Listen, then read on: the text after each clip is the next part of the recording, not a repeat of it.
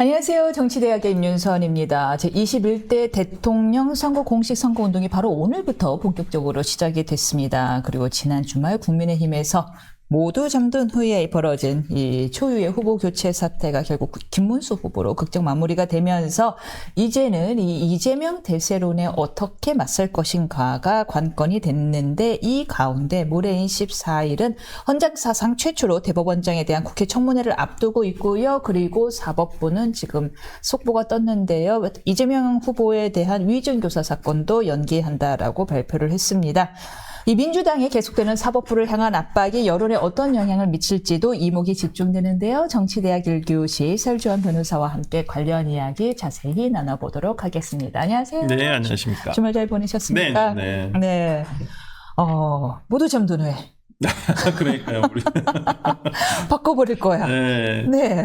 저 대학교 1학년 때 유행했던 노래 같은데. 그렇군요. 벌써 30년이 지난 노래인데. 예. 그러니까 참 금요일부터 밤새 이렇게 너무 이렇게 그러니까 잠을 못 잤어요. 솔직히 계속 뉴스를 보느라고 뭐가 좀 이상하게 흘러간다. 왜 갑자기 밤 11시에 공천이 취소됐다고 공고가 나고, 그러더니 밤 새벽에 갑자기 이게 또 다른 공고가 나고 그러더라고요. 그래서 아마 일찍 잠드신 분들은 아침에 일어나 봤더니 왜 김문수가 공천이 취소됐어? 라고 하면서 한덕수 당신의 이제 후보였었죠. 후보가 나와서 이렇게 어떤 기자회견을 보고 되게 의아하신 분들도 많았을 거예요. 그러더니 또 하룻밤 만에 이게 바뀌어버렸어요.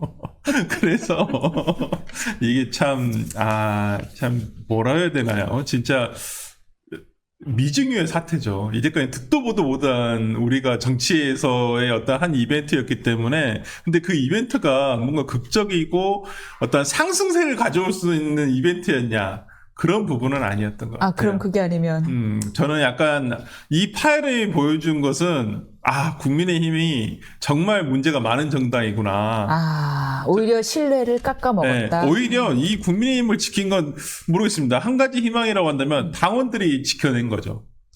당원들이 지켜냈다. 어떤 의미에서죠? 그러니까 한덕수 어떤 후보에 대한 공천 후보자 변경에 대해서 찬반 투표를 하지 않았습니까? 전당원 투표를 한 건데 거기서 반대가 더 많았다는 거잖아요. 그렇기 때문에 권영수 비대위원장이 결과를 알고 이제 다시 김문수 후보가 후보자로서의 어떤 지위가 다시 복원이 되고 회복이 되고, 이제 지금의 비대위원장이 물러난 거잖아요. 권영수 비대위원장이라든지. 아마 집행부가 원칙대로라면 지금 대선 시기가 이렇게 급박하지 않았다고 한다면 아마 비대위 집행부 전체가 바뀌었어야 될 문제였죠.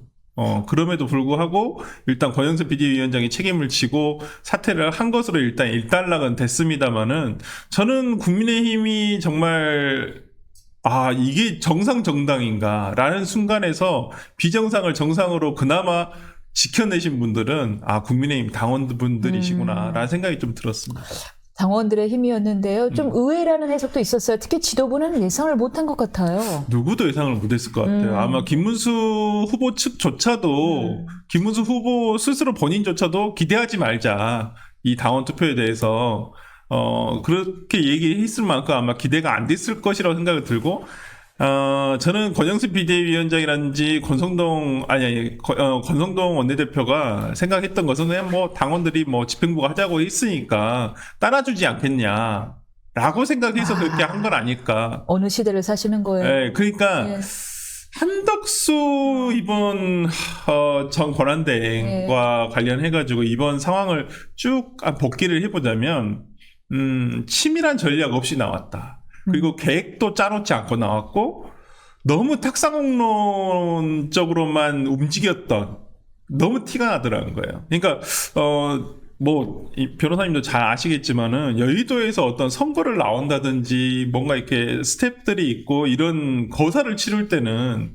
굉장히 많이 준비를 하잖아요. 그리고 정말 밑에 있는 분들은 진짜 일을 많이 하세요. 실제적으로는 다 자원봉사 하시는 분들인데 대부분 일을 정말 많이 하거든요. 예를 들어서 제가 정말 이번 한덕수 권한대행에서 가장 이해할 수 없었던 부분은 뭐냐면 5월 1일 날 출마 선언을 하셨잖아요. 그리고 그 전부터도 계속 출마를 한다라는 것은 소문은 무성했었고, 그 다음에 내부적으로는 아마 한덕수 권한대행 쪽에 내부적으로서는 준비를 하고 있었을 거란 말이에요. 그러면 최소한 5월 1일부터 후보자가 등록을 하는 10일까지 최소한 10일 정도는 일정과 메시지가 다 정해졌어야 되거든요. 빡빡하게 채워져서 나왔었어야 돼요. 그래서 5월 1일부터 무엇을 하고 5월 10일까지 정말 시시각각 그 짧은 시간 안에 본인이 대통령을 왜 하고자 하는 것인가에 대해서 최대한 국민을 빠른 시간 내에 설득할 수 있도록, 안 그렇다면 국민의힘 당원들을 설득할 수 있도록 뭔가를 보여줬어야 되거든요. 일정이나 메시지가. 그런 거 하나도 없었어요. 진짜 제가 봤을 때 저도 이제 뭐 선거 어떤 뭐 일정팀에도 있어봤고 그랬지만 대선 때 일정팀에도 있어봤고 그렇지만은 대통령 후보로 나오신 분이 이렇게까지 준비 없이 나왔다고? 일정도 메시지도 눈에 띄는 게 하나도 없었어요. 결국 남은 건 한덕수 권한대행이 남은 건 저는 두 가지밖에. 광주 가서 저는 호남 사람입니다. 사랑하시죠. 이거랑 그 다음에 뭐 언론들 만나러 다니신 거. 손학규 전 대표, 헌정회장님, 정대철 헌정회장님이라든지, 뭐, 이낙연, 전 대표라든지, 이런 분들 만나서 그냥 악수하고, 그거 말고 무슨, 뭐가 있나요? 뭐, 쪽방쪽 갔다 온 거? 일정이랄 게 없어요. 이 정도 일정을 가지고 어떻게 대통령 선거를 나온다고 했었을까? 단일화 시켜줄 거라 믿었고, 아니, 단일화 그냥 시켜주면 국민의힘이 메시지 만들어줄 거라 믿었나요? 그러신 거예요. 그러니까 결과적으로 보면, 국민의힘에 자기들은 그냥 나와서 국민의힘에서 이거 다 해줄 테니까 누군가 나오라고 했겠죠. 제가 봤을 때는 뭐 지금 집행부인지 어떤 누구도 모르겠지만은 다 우리가 조직이고 뭐 기획이고 다 해줄 테니까 나오기만 해라. 그래서 나온 거 아닌가. 그래서 진짜 5월 1일부터 5월 10일까지는 계속 단일화에 대한 얘기밖에 없었어요. 그때 입당만 안 했어도 아직 사실 단일화 불씨가 남아있는데 입당을 해버렸어요. 그러니까 입당도 새벽에 그렇게 기습적으로 입당을 하신 분이 이제까지 있었나요? 아니 그러니까 윤석열 대통령마저도 당시에 뭐 바깥에서 제3지대를 만들어서 오냐 아니면 입당을 할 것이냐 그런 논의가 있었습니다. 결국에 입당을 해서 뭐 그때 당시만 해도 이준석 후보가 당시 국민의힘 대표였었으니까 그때 그랬잖아요. 뭐 돌고래든 뭐 고등어든 뭐 상관없으니까 우리는 일단 개문발차라도 할 거다. 올라만 오고 참가하려면 참가하고 안 할 거면 하지 말아라. 오히려 당에서는 이런 포지션으로 갔었어야 되는데 오히려 그냥 뭐 있는 후보까지 다 뽑아놓은 후보마저도 그냥 내쳐버리고 막 아니 공천 취소라는 걸 도대체 무슨 사유로 한다는 건지 모르겠어요. 그러니까 국민의힘 비대위에서는 약속을 지키지 않았다. 단일화 하겠다는 약속을 지키지 않았기 때문에 공천 취소하는 거다. 그렇죠. 그게 명분이었죠. 아니 공천 취소의 사유가 단일화를 안 한다는 약속을 어겼다는 게 취소 사유가 되나요? 네, 당의 후보가 네. 다 제3지대에 있는 사람과 단일화를 안 한다는 이유로 공천 취소가 된다. 아니 그러면 네. 이제까지 모든 선출직 공무원들 선출직에 나오신 분들이 공약을 하잖아요. 그럼 공약 다 100% 지켜야 되나요? 안 지키면 다 파면인가요? 하지만 김문수 후보에 대한 비판도 있긴 하잖아요. 아니 그러니까 네. 저는 김문수 후보도 잘못했다고 봐요. 그러니까 왜 단일화에 대한 얘기를 22번이나. 왜 그걸 얘기를 했음에도 불구하고 물론 아마 저는 그렇게 판단했어요. 그 경선 전에도 계속 그 얘기는 했었거든요. 김문수로 단일화를 해야 된다 얘기를 했었어요. 김재원 비서실장이 당시에도. 그러니까 양보해줄 생각은 없었다라는 거예요. 분명히 모르겠습니다. 김문수 후보는 양보해줄 생각이 있었는지 없었는지 모르겠지만은 주변 참모들은 그럴 생각이 전혀 없었다는 거예요. 근데도 불구하고 오히려 그런 얘기를 했지만은 뭐 그렇다던 치더라도 단일화 협상을 했으면 되는데 저는 이 모든 사단의 어떻게든 원흉은 권영세 권성동 비대위 이 체제라고 봐요. 그러니까 태도의 문제였잖아요. 경선을 통해서 후보자로 확정이 된 날 3시간 뒤에 가가지고 그러니까 단일화해야 된다. 아직 땀도 안 닦은 사람한테 네. 가서 얼른 다시 내놔라. 아니, 최소한 그날만큼은 승자로서의 어떤 기쁨을 만끽할 수 있도록 해주고, 그 다음에 이거 이제, 우리가 단일화를 논의를 했었으니까, 저는 태도의 문제였거든, 보는. 근데 그 태도에서 이미 김문수 후보 측에 너무 모멸감을 주는 태도를 줘버렸다는 거죠. 집행부가. 단일화 빨리 해라. 근데 이 단일화를 어떤 뭐 방식을 정해서 하는 게 아니라 거의 양보를 해라라는 식으로 아마 받아들여졌을 것 같다는 생각이 들어요. 그러니까 김문수 후보 측에서는 그걸로 약간 감정선이 상해버렸고 그 뒤로 뭐 어떤 뭐 한덕수 후보 측에서도 단일화에 대한 얘기를 했지만은 당의 모든 걸 일임하겠다. 김문수 후보 측에서 하잔대로 하겠다라고는 했지만은 실제 협상에 들어가서는 그러면 김문수 후보 측에서는 역선택 저지 조항을 없애자. 그냥 전 국민으로 100% 하자니까, 아니, 그건 못 없애겠다. 이런 식으로 조건을 걸었단 말이에요. 그러니까, 제가 봤을 때는, 첫 번째는, 비대위 체제, 권성동, 쌍권 체제에서의 어떤 이 단일화에 대한 태도, 김문수 후보 측에 요청을 했었을 때, 그 요청에 존중을 담아서 했느냐, 아니면 거의 내가 봤을 때는, 빨리 하세요. 약간 이런 태도가 아니었나라는 생각이 들어서, 어떤 진짜 이 톤앤 매너잖아요. 정치라는 것이. 아다르고 어다른 말이 딱 저는 적다 여기 맞는 말이라고 생각하는데 거기서 저는 이 단일화에 대한 결정이 나버렸다고 생각하거든요. 더 중요한 것은 저는 이 쌍권의 이 집행이나 이 진행 과정들이 마쿠 정치 혹은 엘리트 정치에서 아직 못 벗어난 사람들의 모습이 보이는 거예요. 자기들이 진행해서 이 사람 지명하면 끝이지 뭐 하는. 그런데 이제 거기에 제동을 걸어준 것이 말씀하신 대로 당원들이었단 말이에요. 이것은 아니다. 우리가 지는 한이 있더라도 이것은 공정하지도 못하고 이것은 정당하지도 못하다라는 제동을 걸어줘서 그나마 희망을 보았는데 그렇게 해서 김문수 후보가 자신의 자리를 24시간 만에 되찾았어요. 그럼 이제 김문수 후보 이제 여전히 이제 자신의 몫은 남아 있어요. 그래도 단일화에 대한 약속을 지키지 못했다라는 거. 그럼 이 쌍권은 보통 이제 권성동 의원 같은 경우는 남아 있는데 권성동 의원은 어떻게 끌고 가야 될 것이냐. 그 다음에 이제 이준석하고는 어떻게 할 것이며 이재명하고는 어떻게 싸워야 될 것이냐. 이 싸움이 남아 있는데 김문수 후보가 어떻게 나가야 될까요? 어떻게 해야 되냐. 그러니까 예. 제가 만약에 김문수 후보 캠프에 있는 참모라고 한다면 이제 방법을 생각을 해봐야 될 것 같아요. 이제 생각해요. 그러니까 근데 그러니까 지금 오늘 아침에도 이제 박종진 전 전략 그쪽 하여튼 캠프에 계셨던 분이시라고 하더라고요. 박종진 전 의원은 아니시고. 얘네 쾌도난마 하셨죠? 네, 쾌도난마 하셨고. 지금 그분이 김문수 캠프에 가 계세요? 네, 거기 계시더라고요. 그래서 오늘 라디오에 그 캠프를 대신해서 나오셨던데, 본인들은 이제 이준석 후보, 그러니까 한마디로 반 이재명 캠프를 쳐보겠다라고는 하고는 있어요. 근데, 근데 일단은 저는 김문수 후보가 여기서 자칫 보수가 다시 뭉쳐야 된다.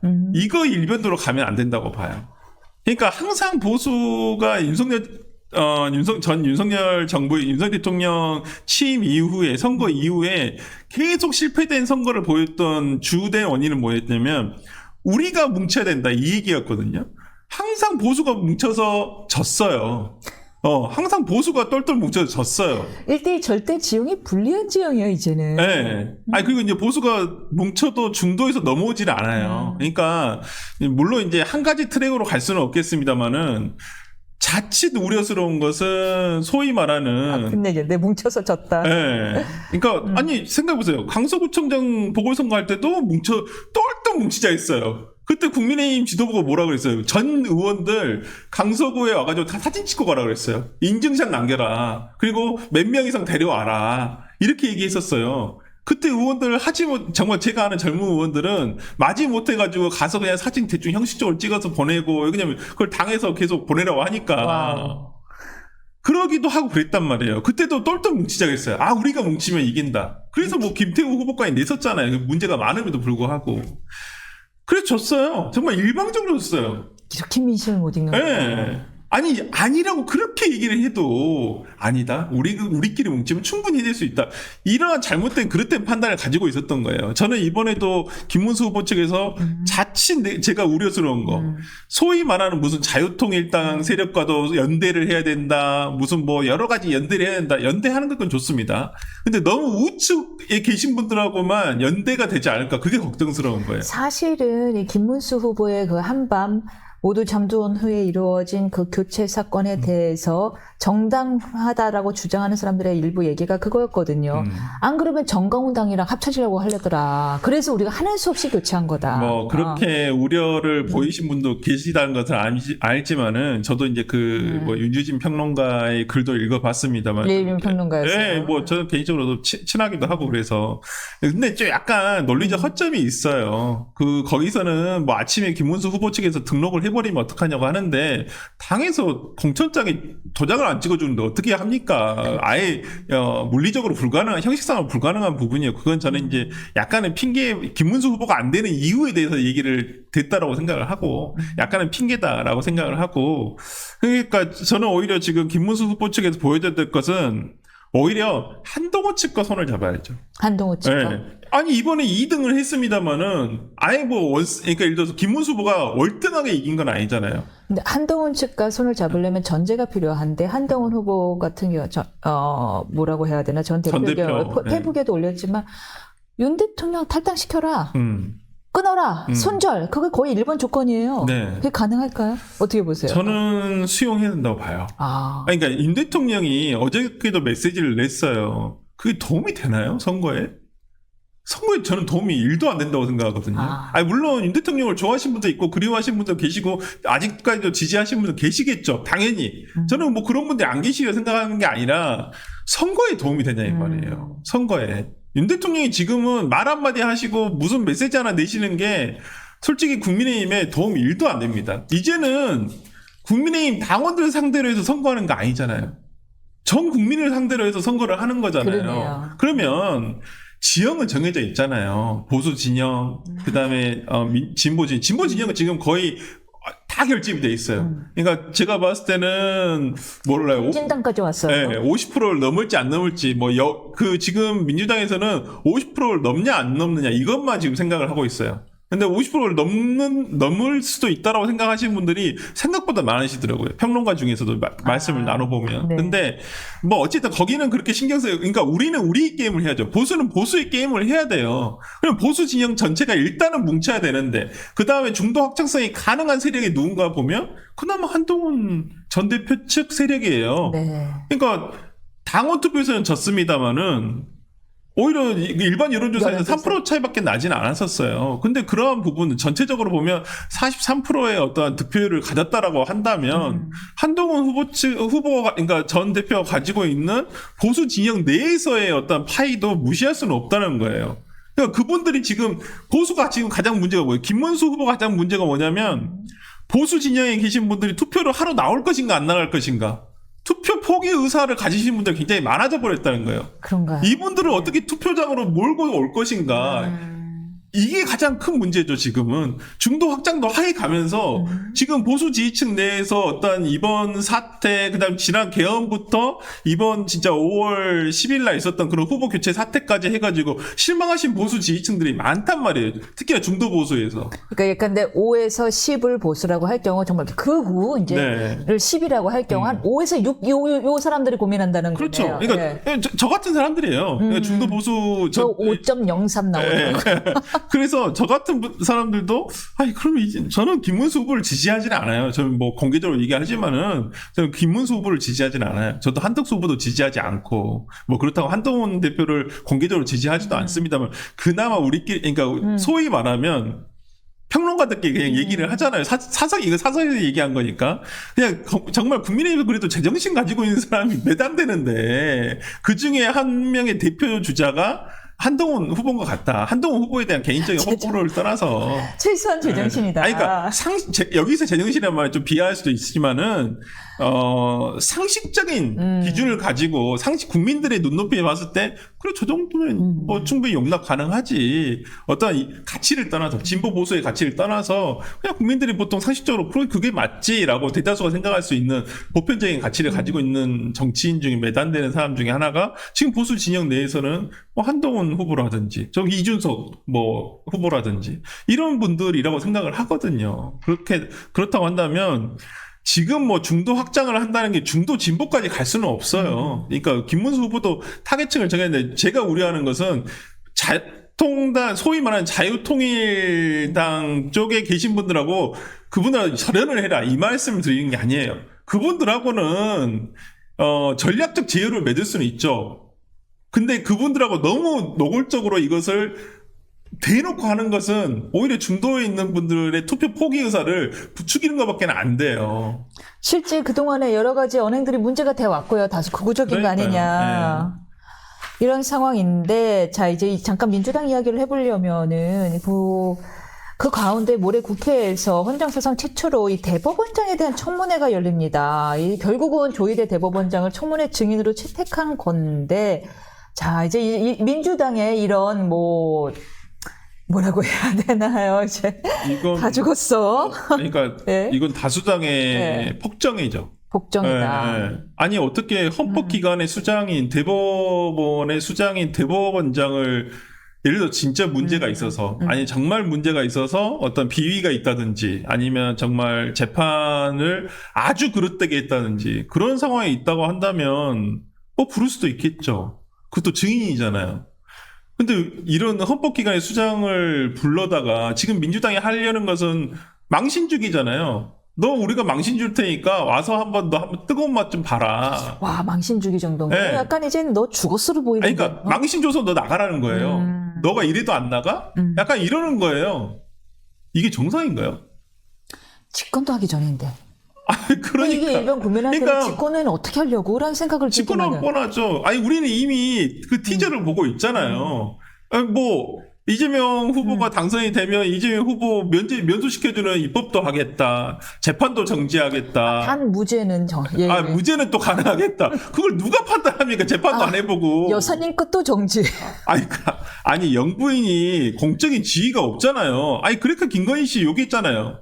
공적인 지위가 없는데 왜 당신은 그럴 어떤 그렇게 권력을 지려고 하느냐. 그걸 가지고 계속 공격을 했었잖아요. 근데 지금 영부인이 공적인 지위도 없는 사인에 불과한데 그 재판도 중지를 해야 된다? 무슨 말이 되는 소리예요? 근데 분명히 재판 그러지 않았나요? 이제 정권 집권하면은 보복 안 한다 그러지 않았나요? 보복 안 할까요? 지금 이런 모습을 보는데? 이거는 보복이 아니다. 그러니까 보복이란 말을 안 하겠죠. 그러면 딱 그러겠죠. 내란을 종식해야 된다. 명분은 있죠. 적폐청산 시즌 2죠. 내란 정신의 명분이네. 아니 봐보세요. 이번에 대법원장도 내란 쿠데타라면서 이게. 아니 내란은 끝났다니까요. 분명하게 법적으로 12월 4일날 새벽에 끝났어요. 근데 지금 민주당이 하려는 것은 모든 미래에 있는 자신들의 정적들을 이 내란이라는 12월 4일날 새벽에 끝난 것에 몰아서 그냥 딱지 붙여가지고 다 끝내버리겠다는 거예요. 당신은 내란 세력이야. 그럼 이번에 조희대 대법원에도 내란 세력이라고 내란. 하잖아요. 왜 내란이에요? 대법원은 대법원의 역할로서 재판을 한 것뿐이에요. 오케이. 근데 그게 내란이에요? 그런데 일반 부장 판사 이상의 사람들도 법관 회의를 했잖아요. 이거는 문제 있다라는 식으로 비토를 했다라고 하지요. 그렇다면은 이 대선 개입에 대해서 어떤 법원 내에서도 비판이 있는 거 아닌가요? 그러니까 예. 이번에 무슨 전국 법관회의 네. 이걸 개최를 하더라고요.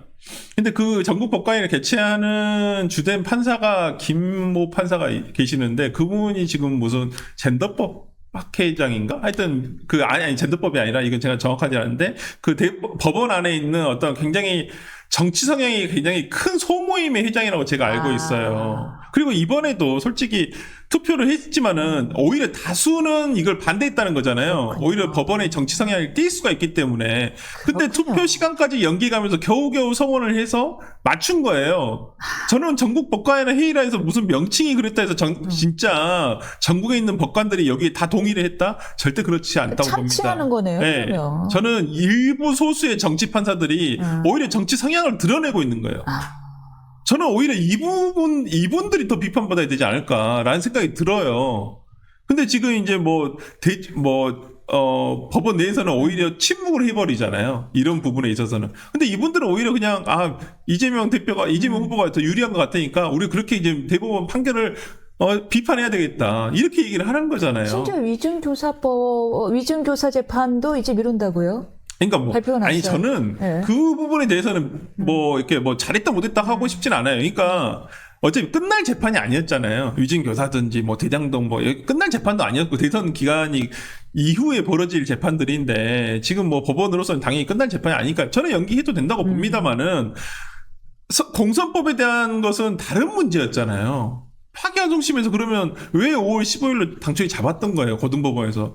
천천히 잡아서 상관없잖아요. 기일 잡는 거야 재판부의 재량이니까. 근데 처음엔 잡다가 송들도 막 집행관 송달을 하겠다고 하다가 민주당에서 정말 온갖 수단을 써가면서 압박을 하니까 아 그래 우리가 미룰게 그냥 그렇게 하고 그냥 포기해버린 거잖아요. 저는 이것도 사법부의 비겁한 행동이라고 생각을 하는데 아니, 생각해보면 그래요. 633 원칙을 지키려던 대법원장은 왜 선거 개입인 거고 그거를 노골적으로 어긴 하급심은 아무런 비판하면서 자유로운 거예요. 오히려 정치적으로 문제가 있는 것은 고등법원 항소부 재판부 아닌가요? 항소심 재판부. 저는 오히려 그분들이 정치 성향을 드러냈다고 봐요. 법리에도 맞지 않는 내용을 가지고 무죄 판결을 준 거잖아요. 아니 진짜 객관적으로 나중에 수험생들한테 시험을 볼 수험생들한테 변호사가 되겠다고 하는 수험생 그 1, 2, 3심의 어떤 판결문을 보여주고 평가를 한번 해보라고 하고 싶어요. 진짜 이걸 도대체 어떤 판결에 어떤 문제가 맞는지 네. 그냥 다 지우고 아. 뭐 이재명이란 말 이름 다 오케이. 지우고 그냥 A 우리가 뭐 가물병정 우리 시험 볼 때 그렇게 하니까 챗GPT한테 물어봐야겠다. 네. 아니 진짜 그렇게 됐을 때 네. 논리적으로 이게 일관성이 항소심 재판과 있냐고요. 솔직히 저는 그런 부분에서 민주당이 보여주고 있는 조희대 대법원장에 대한 모욕주기, 망신주기는 정말 상권 분립을 진짜 그 당의 민주연구원의 모 부원장의 말대로 정말 상권 분립을 막을 내리려고 하는구나 본인들이 이런 생각밖에는 안 들어요.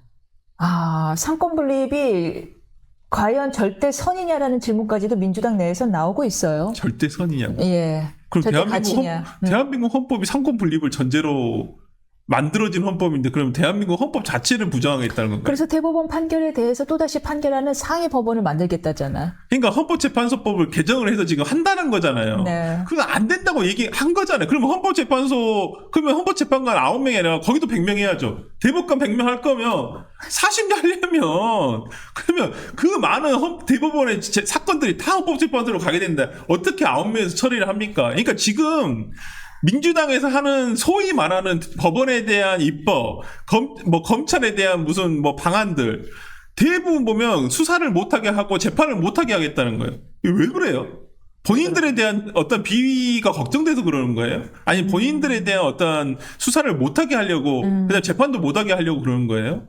그걸로밖에는 안 비춰져요. 제가 봤을 때는 이게 단순히 무슨 대법원의 업무가 가중하니까 대법관 여러분 이제 늘려주겠습니다. 그게 정경태 의원 얘기죠. 그게 말이 되는 소리예요. 진짜 정말 여기 법조인의 한 사람으로서 뭐 저는 진짜 말단의 법조인이지만은 이제까지 그러면 대법관을 14명을 계속 고수한 이유가 있을 거 아니에요. 왜 그럼 100명으로 안 늘린 이유가 있을 거 아닙니까?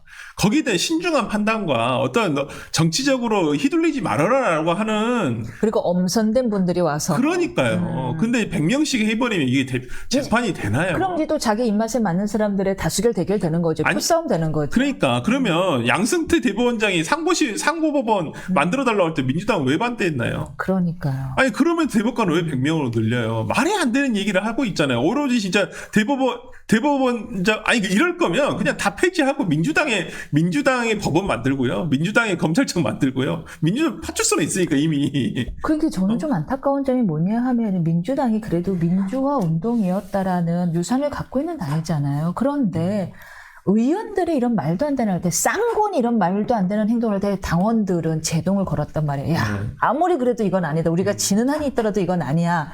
했는데 민주당의 당원들은 제동을 안 거나요? 없죠. 그러니까 최근에 저는 이준석 후보가 그런 얘기를 하더라고요. 자신과 민주당의 이재명 후보가 이준석 후보와 이재명 후보 중에 누가 노무현과 닮았냐. 노무현 대통령은 국회의원 시절에 김영삼 당대표에게 이익이 있습니다. 어떤 이의가 있으면 토론을 해야 되는 거 아닙니까? 라고 대놓고 면전에서 얘기를 했던 분이에요. 지금의 노무현, 그러니까 당시의 노무현 의원을 지금의 민주당에 갖다 놓잖아요. 이재명 대표 시절에 노무현 의원으로 갖다 놓으면 아마 이분 수박 딱지 붙이고 쫓겨날걸요? 아마 당에서. 너 뭐야? 그러면서 아마 쫓겨났을 거예요. 그러니까 오히려 지금 그런 생각마저도 들더라고요. 지금 그래서 이재명 후보나 민주당에서 노무현 정신에 대해서 얘기를 할 어떤 본인들의 그런 자산을 스스로 지키고 있나? 노무현 정신에 대한 자산을 스스로 지키고 있나? 저는 안 지키고 있다고 보거든요. 그러니까 오히려 지금은 이견을 얘기할 수 없는 당이 돼버렸잖아요. 오히려 당 전체가 오로지 이재명의 방탄과 이재명 대표를 어떻게 하면 권력을 쥐고 나면 안전하게 사법 처리도 안 되게 할 것인가 이 얘기만 하고 있잖아요. 이게 정상적인 당인가요? 너무 걱정이 됩니다. 지금 우리 어쨌든 가지 제1당이고요. 그다음에 아마도 이제 뭐 정권을 가져올 것으로 가장 유력시되는 당인데 네. 지금 정상적인 민주주의 내에서의 당이라고 모습을 보이질 않으니. 아니, 저는 지금 민주정당이라고 생각을 안 해요. 물론 국민의힘도 문제는 많습니다만은 민주당만 독립적으로 이렇게 조명을 해보면 민주당이 지금 민주정당은 민주주의를 지향하는 정당이라고 저는 보진 않아요. 그러니까 전체주의를 지향하고 있죠. 지금. 오히려 전체주의를. 네. 그걸 오로지 외부에 있는 어떤 내란 정식이라는 그 프레임으로 가져가면서 내부적으로는 그걸 그렇게 하는 거예요. 항상 뭐 모든 독재자들이 권력자들이 그렇게 얘기했잖아요. 내분이 있을 것 같으면 외적으로 그걸 분출할 수 있도록 하는 게 근데 지금은 이제 그 분출의 대상이 윤석열 전 대통령과 내란 정식이라는 어떤 프레임으로 가져가면서 내부에서 이견을 허용하지 않는 거거든요. 모르겠습니다. 이제 안에 계신 분들 우리가 지금 똘똘 뭉쳐야지 된다라고 하는데 그 똘똘 뭉치는데 똘똘 뭉쳐서 옳은 방향으로 가면 누가 뭐라고 하겠어요. 근데 이거 옳은 방향이 아니잖아요. 왜 사법부에 대해서 압박을 하는 거예요? 그건 말이 안 되는 거잖아요. 왜냐면 우리 핍박하니까. 아니 사법부가 왜 그러면 사법부가 기록도 안 보고 그냥 그분들이 정말 편향적인 결정을 내리기 위해서 한줌 세력인 특혜 세력을 옹호하기 위하여. 그렇지 않다니까. 이들의 사고예요. 그게 한줌 세력인 저 특권 세력을 옹호하기 위하여. 진짜 대한민국의 사법부를 모독하는 게 뭐 변호사님도 훨씬 잘 아시겠지만은 대법관이라는 자리를 가기까지 그분들이 어떤 분들인지 우리가 정말 소위 말하는 법조계에서 가장 스페셜리스트들이잖아요.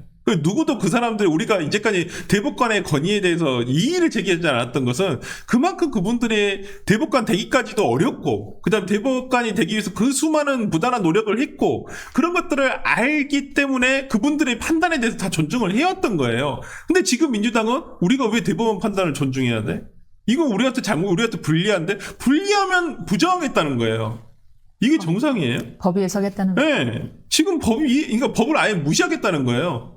그러면서 대법원의 권한을 더 약화시키겠다. 너희들 이제 끽소리도 못하게 할 거야. 지금 이런 윽박지르기로 가고 있잖아요. 이러면서 무슨 정권 바뀌어서 우리는 뭔가 달라질 거다? 저는 뭐 달라질 것 같지도 않아요. 지금 설 변호사님의 말씀은 어떤 정파에 어떤 유리하기 위해서 하는 말이 아니라 그 상식을 가진 국민의 한 사람으로서 너무너무 답답한 나머지 이 피토하는 심정으로 얘기한다는 게 느껴져요. 우리 제발 정상으로 상식으로 돌아가자. 누가 정권을 잡든. 그럼요. 이야기로 느껴집니다. 감사합니다. 저희 다음 주에 다시 뵙겠습니다.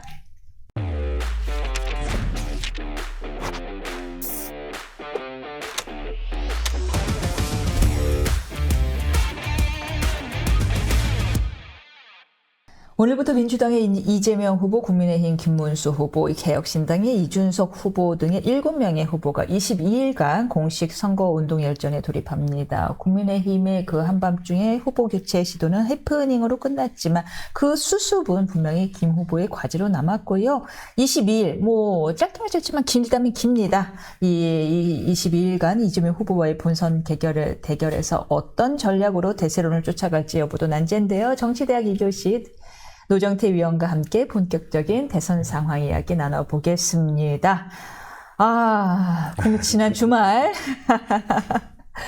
정말 롤러코스터였는데 이 후보 교체 사태 결과론적으로 어떻게 평가하십니까? 결과론적으로는 최악은 면했다라고 생각을 합니다. 이유는요? 그게 후보 교체가 지금 사실 판세를 어떻게 보시냐의 문제인데 이게 저는 기본적으로 이번 대선이 이제 어떻게 잘 지켜가면서 최대한 지켜가면서 싸움을 할 수 있냐 이런 거에 가깝다고 보기 때문에 만약에 그 실체가 뭔지 좀 불분명한 그 당심, 소위 당심이라는 것으로 이런 방식으로 후보 교체를 해서 내놓았다. 그래서 본선에 나갔다라고 한다면 훨씬 더 예상 불가능한 공격을 받고 예상 불가능한 타격을 입을 가능성도 컸기 때문에 이게 어차피 지금 승산을 굉장히 이제 이렇게 저렇게 하면은 당장 승리가 눈앞에 보인다 이런 종류의 선거가 아닌 이상 어떤 명분을 어떻게 지켜가면서 갈 것이냐 이거거든요. 그렇죠. 근데 당원의 민주주의라는 게 여러 차원이 있지만 어쨌건 국민의힘 지지층과 당원들이 상식적인 사람들이다. 외려. 예, 라는 것을 보여줬다는 것이 가장 큰 의미가 될 것 같다라고 생각합니다. 이번 대선에서.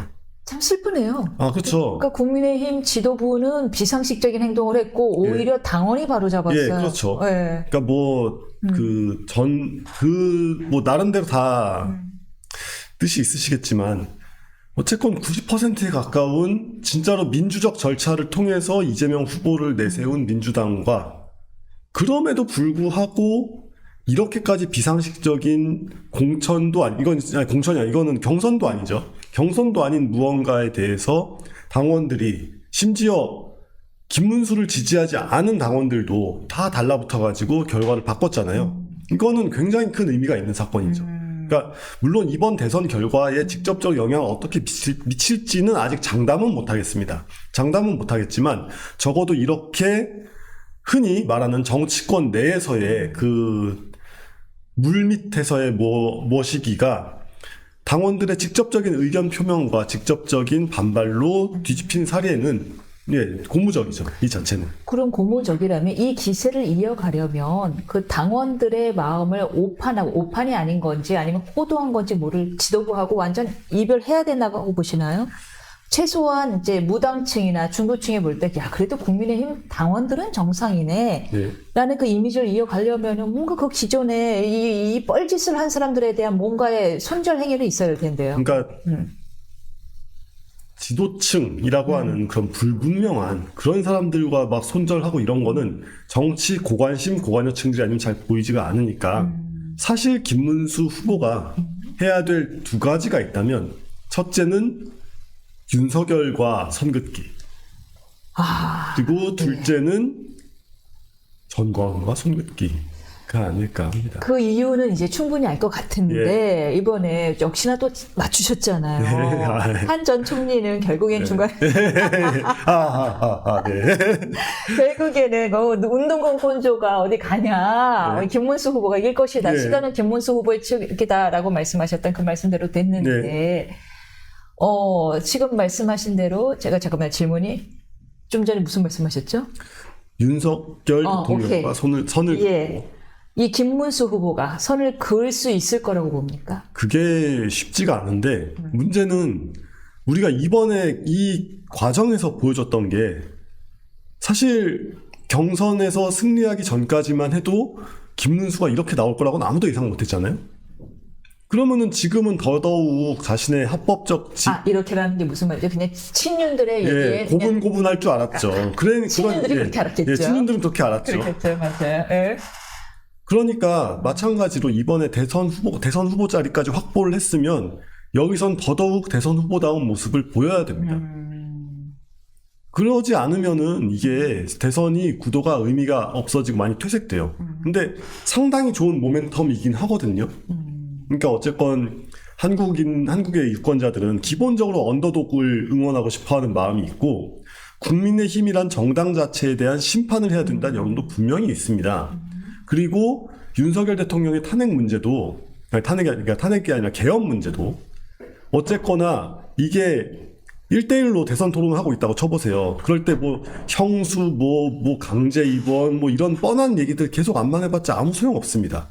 계속 이재명 쪽은 일단 첫째, 국민의힘 너네가 정권을 잡을 준비가 돼 있냐. 오케이. 그리고 둘째로 그러면 윤석열 대통령의 계엄 행위에 대해서 그런 식의 국헌 문란을 옹호하고 있는 너희들이 어떻게 다시 나라를 달라 그러냐. 어떻게 다시 국정 운영을 하겠다고 하냐. 이것만 물고 늘어지면 게임은 원사이드하게 끝난단 말이에요. 그러니까 적어도 지금부터라도 그러니까 이게 그렇다고 막 단번에 무슨 사화가 벌어진 것 같이 그럴 필요는 없지만 적절하게 선을 그어야 됩니다. 그래야 지금 어쨌건 한동훈 빼고 다들 그 경선 후보들은 다 들어와 있는 모습이긴 한데 그럼에도 불구하고 조금 더 좋은 인적 화합을 보여줄 수가 있게 되는 거거든요. 와, 선택의 시간이 들어왔는데 왜냐면 한동훈 전 대표 같은 경우는 대놓고 바로 출당해달라, 손절해라, 출당 요구하라라는 편인데 김문수 후보 같은 경우 비록 당원들이 이제 그 교체엔 반대를 했지만 자기를 지지하고 후보로 만들어줬던 당원들 대부분이 탄반파잖아요. 그러는 와중에 윤 대통령하고의 선을 긋기가 쉽진 않을 것 같아요. 게다가 윤 대통령이 바로 축하 메시지 했잖아요. 응원 근데 메시지. 예. 그러니까 그거를 빌미로 삼아야 되는 거거든요. 오히려. 예. 예. 아니, 끼어들면 안 되죠. 정상적으로 퇴임한 대통령이라고 해도 경선 결과에 그렇게 얘기하면 안 되는데, 심지어. 탄핵을 당했으면서 어떻게 그런 얘기를 합니까? 이거는 문제를 삼아야 될 거지, 아, 나를 지지해줬구나라고 좋아하면 안 되는 문제죠. 그렇군요. 그러니까, 다시 한번 얘기하지만, 이번 대선에서 윤 대통령이 개입해 있다, 껴있다, 영향을 준다라는 인식을 주고 있는 후보인 한, 득표율은 20% 선일 거예요. 30을 넘기기 힘들 겁니다. 30도 못 넘는다. 예. 이게 말하자면 뭐 이런 거거든요. 그러니까 우리가 이제 잡곡밥을 지어보겠다라고 할 때, 뭐 쌀도 있고, 뭐 보리도 있고, 뭐 콩도 있고 이것저것 다 들어가잖아요. 근데 다 좋은데 돌이 들어가면 안 되잖아요. 그러니까 석열이요. 이게 돌이 뭐 처음에 우리가 공정과 상식 막 이러면서 윤석열 대통령을 지지했던 사람들의 그 마음 자체가 잘못된 게 아니라 어쨌건 그런 마음을 받아가지고 대통령이 된 다음에 계속 잘못된 선택을 하면서 너무 좁은 정치를 하고 그러면서 결과적으로는 이제 국회에 군대를 보내는 그런 결정까지 해버린 거 아니겠어요? 최악의 수를 썼어요. 예, 그러면은 아 어쨌건 김문수라는 후보가 강단이 있고 줏대가 있구나. 그리고 국민의힘 당원들은 설령 자기가 김문수를 지지하지 않았던 사람이라고 해도 경선이라는 절차와 합의된 규칙을 존중하는 그런 올바른 사람들이 많구나라는 인식이 국힘 내부 스스로뿐만이 아니라 외부에서도 어느 정도 그렇게 영향을 미치고 있는 이런 시점에 아, 득이네요, 그거는. 예, 이건 득입니다. 전화위복이 된 거예요. 그랬을 때 아니 왜 대선에 개입하냐. 전직 대통령, 그것도 불명예스럽게 퇴임한 전직 대통령이 왜 대선에 개입하냐라고 하면서 오, 곤주를 또 보여줘요. 예, 그렇죠. 출당을 시키는 것까지는 아니어도 적어도 확실하게 이건 아니다. 가만히 있어라. 내지는 뭐 이렇게 액션이 있어야죠. 이렇게 유야무야 자꾸 이러면은 좀 좋아졌다가 이미지 좀 좋아졌다가 다시 에이 도로 윤석열이네. 이렇게 된단 말이에요. 김문수 후보 측의 입장은 명확하더라고. 나는 계엄에 대해서는 반대 의사를 명백하게 여러 번 밝혔다. 난 그 자리에 있지도 않았다. 네. 있었다면 자기가 목숨 걸고 막았을 거다. 다만 탄핵을 반대했던 이유는 왜냐면 이재명 대표가 대통령 되는 것을 막기 위해서일 뿐이다. 그래서 내가 탄핵을 반대하는 건 뭐 윤 대통령이 잘해서가 아니라 이재명 대표가 대통령 될까 봐 반대했을 뿐이다라는 이야기를 하고 있는데, 자, 이 권영세 의원의 사태로 공석이 된 새 비대위원장이 90년대생 김용태 의원이 내정됐습니다 하면서 김 후보가 마음껏 정치 개혁을 해달라라고 직접 당부한 것으로 알려졌는데 어떻게 반향을 일으킬 수 있을 거라고 보시나요? 제가 그 김용태 의원과 뭐 개인적인 친분이 있거나 두텁거나 뭐 이런 건 아니지만 좀 안타까운 광경이긴 하죠. 왜냐하면 제가 이제 20대 중반부터 지금 이제 약 10몇 년 20년에 가까운 세월을 직업적인 청년 논객으로 살아오고 있는데 이런 식의 청년 들러리란 말은 좀 너무 심하고 청년 얼굴마다 이런 걸로 쓰이는 게 너무 얼굴마담이 더 심해요. 아, 예. 뭐 어떻게 해도 포장이 안 예, 되는군요. 그렇죠. 아니, 청년 포장지. 오케이. 청년 포장지로 쓰이는 이게 너무 뻔한 패턴이어가지고 다시 한번 얘기하지만 그게 뭐 권영세 의원이 사퇴를 했다. 내지는 뭐 권성동 의원이 뭐 그분은 포지션도 변화가 없잖아요. 원내대표 예, 그대로 원내 가죠. 그대로 가고 있고. 또 선거 치를 여력 없다 이거죠. 예, 그렇죠. 근데 여기서 사실 그런 게 중요한 게 아니라 그러니까 나랑 무관하거나 나를 위협하지 않을 누군가를 내세우는 거는 사실 어떤 유화적인 제스처로서 의미가 없고 나한테 위협이 될 사람들한테 자리를 줘야 되거든요. 여지를 주고 자리를 주고 혹은 그들의 주장과 레토릭을 받아들여주는 그런 게 필요한데 그러니까 다시 한번 얘기하지만 당이라는 게 언제까지 어디까지 용산의 영향에 있느냐. 근데 심지어 그분들이 이제 대통령도 아닌데 왜 이렇게까지 계속 챙기고 있느냐. 뭐 이런 거에 대해서 답을 해줘야 되는 거예요. 그렇다면 결론은 한동훈 전 대표를 영입해야 된다는 거죠. 영입을 뭐 100번 양보해서 영입까지는 안 해도 제가 아까부터 얘기하지만 윤 대통령 문제를 정리하고 넘어가겠다. 우리 유권자들한테 탄핵당한 대통령을 또 찍는 것 같은 그런 참담한 기분을 느끼진 않게 하겠다. 물론 공정과 상식은 이어진다. 우리가 그거를 제대로 못해서 죄송하다. 뭐 이런 식으로 나가는 던가 여러 가지 방법이 있을 거 아니에요?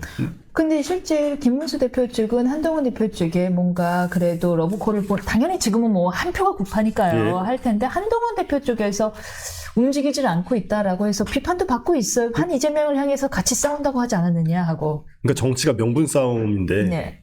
어쨌건 한동훈 측에서 내세운 명분은 분명하거든요. 그러니까 윤석열과의 선긋기.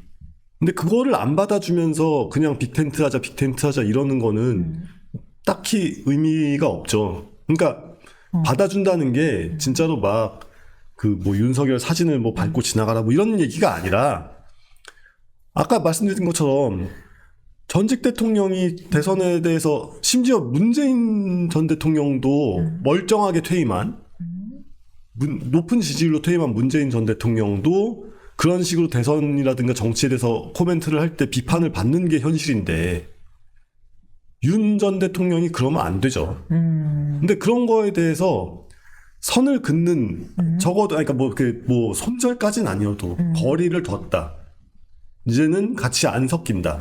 뭐 지금 선대위를 보면 옛날에 뭐 이렇게 붙어있던 분들도 있지만 이런 분들도 다들 입장이 바뀌었다.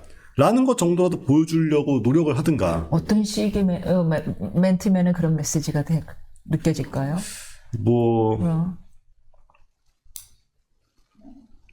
글쎄요.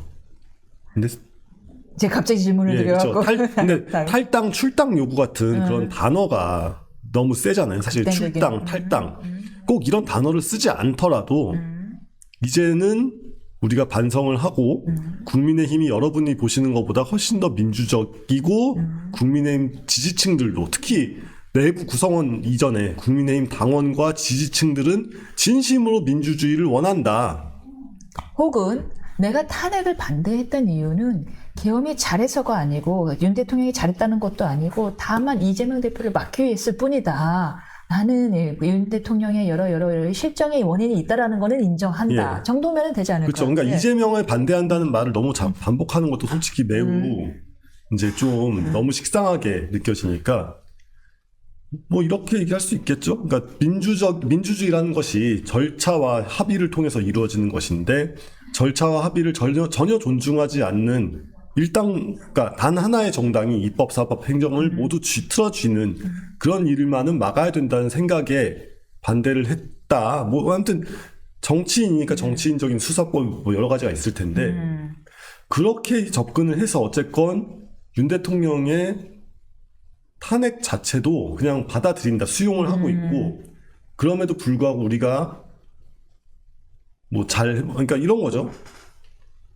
이게 김문수 후보가 이번에 보여준 탁월한 자질이 결국에는 그 버티는, 개긴다는 말 좀 그렇지만 버티는 걸 되게 잘한다는 걸 보여줬잖아요. 그러면은 여러분 대선이 끝나도 민주당의 의석은 그대로 있고 아마 저들이 대권을 가져간다면 거부권이 행사됐어야 될 수많은 법안들을 계속 다 밀어붙이면서 우리나라를 어디론가 끌고 갈 것이고 그런데 누가 대통령이 된다 한들 휘둘릴 것이 분명하다. 근데 나는 안 휘둘리겠다. 라고 얘기를 할 수 있어야죠. 그리고 또 그런 말 하면 설득력이 있는 타이밍이잖아요. 지금 당심에 맞서서 휘둘리지 않는 정치인의 모습을 보여줬는데. 그런가요? 그런 거 윤석열 시즌2 아닌가요? 아니, 근데. 절대 타협하지 않는 대통령? 아니, 근데 지금 현실 인식이 좀 잘못된 것 같은 게 국민의힘 지지층들이 뭐 개헌을 하겠대요. 아니 어떻게 개헌을 합니까? 지금 180석 가지고 이렇게 행패를 부리고 있는 입법 독재라고 욕을 하면서 동시에 우리가 3년 내로 개헌을 하겠다 뭐 이런 얘기를 하고 있는데 저 사람들하고 개헌을 하겠다는 거잖아요. 저 사람들이 만드는 개헌안을 어떻게 받아들이면서 어떻게 개헌을 해요? 말도 안 되고 현실을 좀 현실 그대로 있는 대로 인정을 하고 논의를 시작해야 설득력이 생기죠. 근데 이 반 이재명에 대한 뭐 이런 비토 얘기는 이제 많이 실효성이 지나갔고요. 뭔가 김문수 후보만이 갖고 있는 김문수 후보가 뭔가 갖고 있는 미래 전략이 필요할 텐데 김문수 후보가 내세울 수 있는 게 뭐가 있어요? 역시 정치인이라는 게 평생을 쌓아온 이력이 자신의 그 한 방의 그 이력서가 되는 거여가지고 지금이야 지난번 시간에 말씀드렸지만 지금 무너지고 있는 낙동강 이하 동남권 벨트를 되살리는 것부터 시작해야 되기 때문에 국민의힘은 공장으로 돌아가야 됩니다. 김문수는 그 민주노총이 챙기지 않는 민주노총에 가입할 수 없는 그런 별거 아닌 그러니까 별거 아니라 힘없는 조직되지 못한 가난한 노동계층을 아우르는 그런 보수정당 후보가 되어야만 해요. 광장을 버리고 공장으로 돌아가야 됩니다. 광장을 버리고 공장으로 가라. 아스팔트 우파, 아스팔트 그 기독교 세력들과 뭐 100% 손절은 힘들어도 거리를 두고 그리고 오히려 지금 우리나라 지금 정치가 여의도, 광화문, 국회 앞 뭐 이런 데서 계속 막 앉아가지고 스피커 틀고 노래 부르고 이런 걸로 전락해 있는데 실제로 정말 정치가 필요한 사람들이 있단 말이에요. 트럼프가 한국의 제조업을 박살내려고 하고 있고 뭐 한국만은 아니지만 미국을 제외한 전 세계가 우리처럼 돼야 된다 뭐 이런 식으로 막 그 주장을 하고 있는 이런 상황 속에서 우리의 제조업을 지키고 지금 이재명은 그 반대로 농민들한테 막 직불금 얼마를 뿌리겠다는 둥 뭐 100만 원씩 주겠다는 둥 막 이러고 있단 말이에요. 그게 아니라 농업을 현대화하고 농업을 산업화하고 그리고 청년들도 어떻게 조금 더 창의적이고 조금 더 주체적인 경제적인 삶을 살 수 있을 것인가 이런 거에 대해서 전직 노동운동가가 지금 대한민국의 운동권 출신 중에 가장 막강한 대선 후보가 되어 있는데 그렇죠. 찐 운동권 중에 심지어 심상정 후보도 뭐 대선 후보긴 했지만 지지율이 다르니까 당선 가능성의 측면에서 훨씬 높으니까요. 지금 김문수 후보가 이런 상황에서 실제로 심상정이 혹할 수 있을 정도로 물론 지금의 심상정은 아니지만 과거의 심상정이 혹할 수 있을 정도의 조직 노동이 아니라 비조직 노동 정규직이 아니라 비정규직을 위한 대통령이 될 수 있을 가능성 같은 거를 말로라도 보여주면 지지율의 반향이 있을 겁니다. 지금 김문수를 찍겠다고 하는 사람들이 국민의힘 지지층들은 이제는 어떤 일이 있어도 김문수를 지지를 할 수밖에 없어요. 왜냐하면 이 사람을 살리기 위해서 내가 그 새벽에 기다려가지고 막 문자 보내고 막 이랬던 사람들이기 때문에 단단한 조직이 되어 있단 말이에요. 그러니까 조직이란 말은 좀 그렇고 단단한 표가 되어 있습니다. 그러면 여기서 적극적으로 외부로 확장을 나가서 그렇게 해가지고 지지율이 올라가는 모습을 보여줘야 모멘텀이 더 받는 거거든요.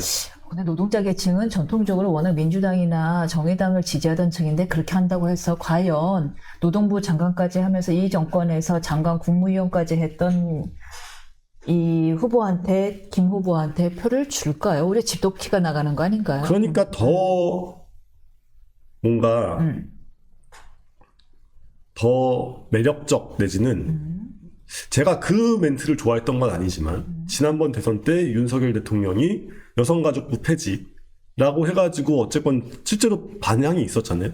그런 식으로 지금 이 시대에 가장 병목이지만 가장 사람들이 차마 말 못하고 있는 그런 것들을 지적을 해야 됩니다. 전 여가부 폐지는 좀 잘못된 방향이었다고 생각을 하는데 그거랑은 별개로 예를 들어서 사교육 철폐라든가 뭐 우리가 모두가 바라고 있는 고양이 목에 저 방울이 달렸으면 좋겠지만 차마 그걸 못하고 있는 거 있잖아요.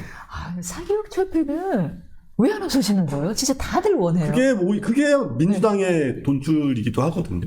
민주당의 돈줄. 정청래가 누굽니까? 그 마포의 그 길잡이 학원 원장님 정청래라든가.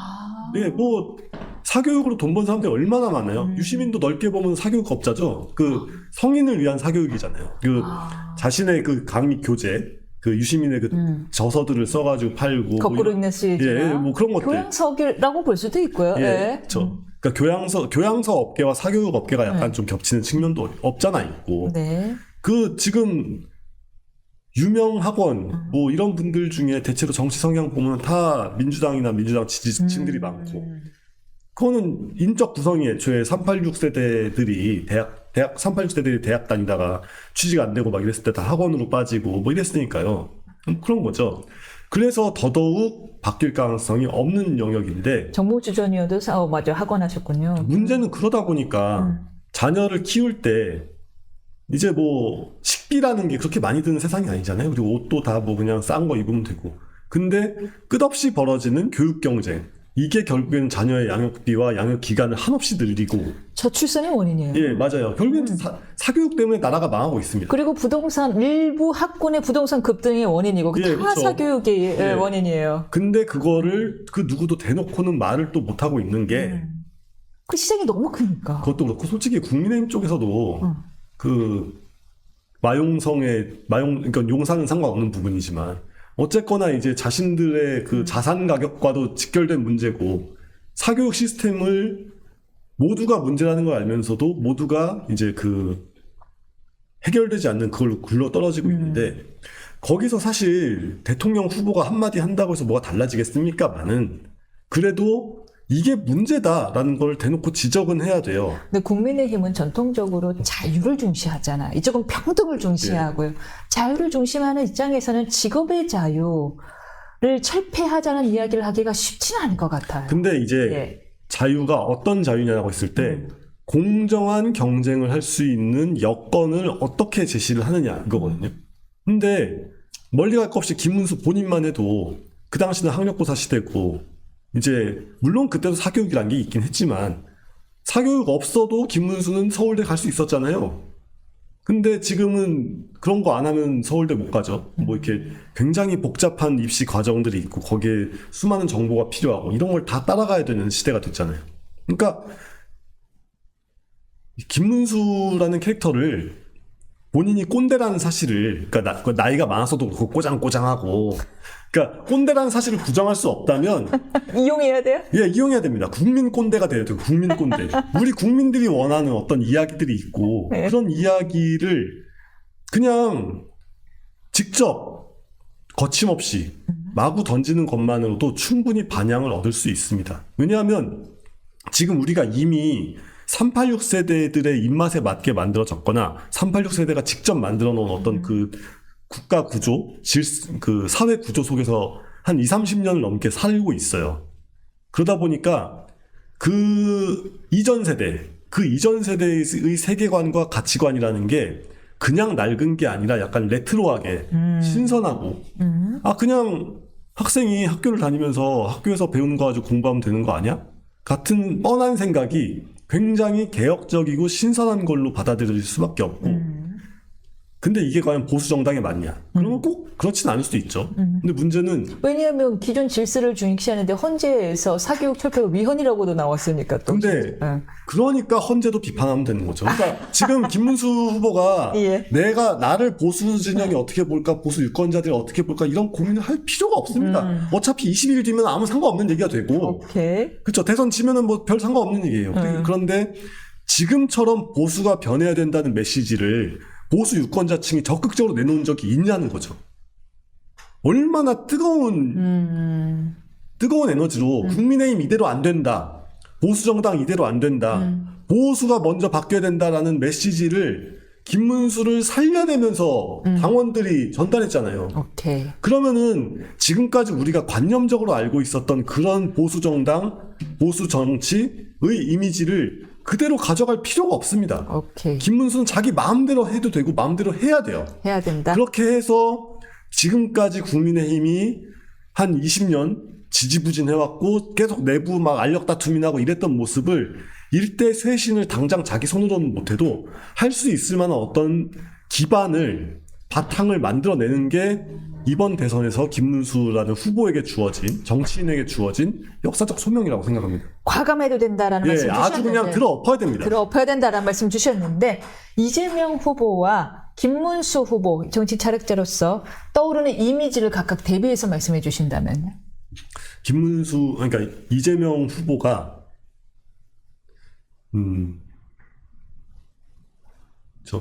그러니까 이게 덫 사냥꾼 같은 느낌이라면, 그러니까 사냥을 하는 방법이 여러 가지가 있는데, 덫을 놓을 수도 있고, 활을 쏠 수도 있고, 그러니까 막 뛰어가서 몰아가지고 사냥을 할 수도 있고, 이렇단 말이에요. 이재명 후보는 지금까지의 인생도 사실 되게 덫을 놓고, 그러니까 막 말은 과격하게 해도 결국엔 자기가 손해 안 보고 이게 한 발 빠져가지고 이렇게 막 구덩이 파놓고 이렇게 올가미를 이렇게 해놓고 남이 이렇게 빠지는 걸 이렇게 막 보고 있는 이런 종류의 사냥을 해왔던 사람인데 김문수 후보는 몰이꾼이었단 말이에요. 운동권이고 막 와, 이게 동물 잡을 때 이렇게 사람들이 여러 모여가지고 여기 사냥감이 있으면 와 해가지고 이렇게 몰아가가지고 이렇게 좁혀 나가잖아요. 그런 어떤 그런 정치의 정통적인 방식이기도 하고 그게. 그래서 여야가 바뀌었다라는 생각을 해야 됩니다. 지금 이미 솔직히 지금 바뀌어 있어요. 이미 야당이고 김문수 후보는 야당 후보로서 뛰쳐 들어가야 되고 더 과감해져야 된다. 더 과감하게 뛰쳐 들어야 되고 지금 그래서 이재명 후보 쪽에서 민주당 쪽에서 굉장히 여유롭게 너네 이제 뭐 우리 대선 토론 할 날만 기다리고 있다 이러면서 정책을 뭐 이것저것 던지고 뭐 각 지역 가가지고 막 거의 막걸리 공약을 연상케 하는 막 보조금 얼마씩 주겠다 뭐 이런 얘기 하고 다니잖아요.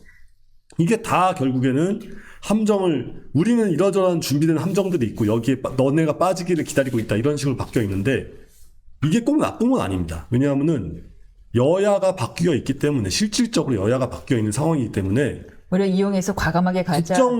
국정 파탄의 책임을 물어야 돼요.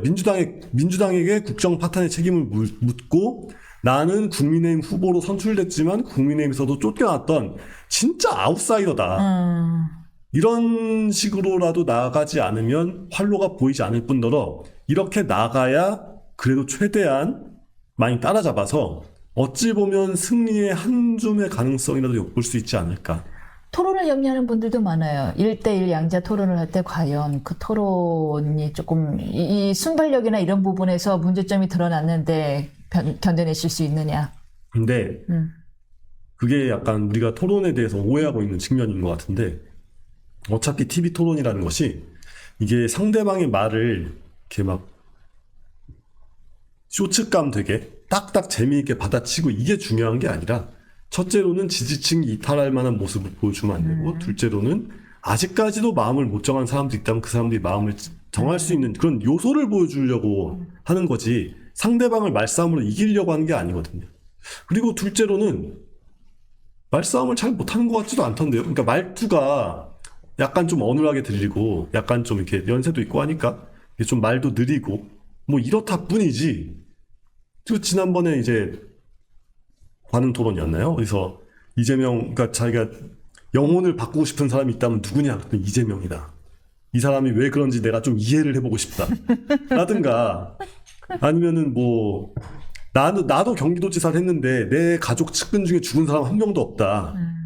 뭐 이런 식으로 우리가 이재명에 대한 반론으로 기대할 법한 그런 종류의 레토릭은 아무렇지 않게 구사를 할 수 있는 그런 사람이죠. 그러니까 여기서 중요한 거는 뭐 말하자면 이준석 같은 그런 방식의 토론의 순발력, 그런 식의 토론의 말빨 이걸 과시를 할 수 있냐 없냐가 중요한 게 아니라 어떤 포지션을 갖고 있냐가 중요한 겁니다.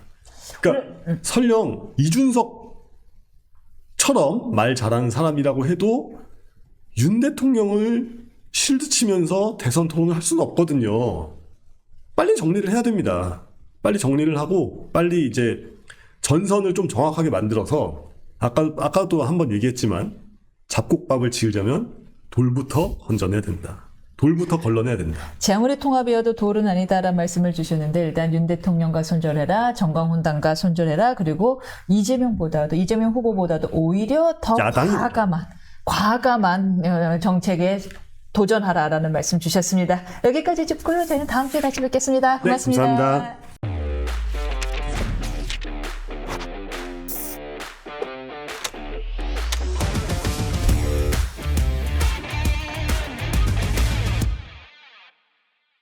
민주당 이재명 후보가 각종 여론조사에서 1위를 질주하는 가운데 여러분들이 지금 불리한 구도입니다만, 하지만 22일이 남아 있습니다. 22일간 어떤 변수로 대선 판도가 흔들릴지는 누구도 장담할 수 없는데요. 이재명 대세론을 점쳐 굳혀갈지 아니면 김문수 후보의 반격이 시작될지, 보수의 대안으로 이준석 후보가 급부상을 할지, 앞으로의 대선 상황 배종찬 소장님과 함께 하겠습니다. 안녕하십니까? 안녕하십니까?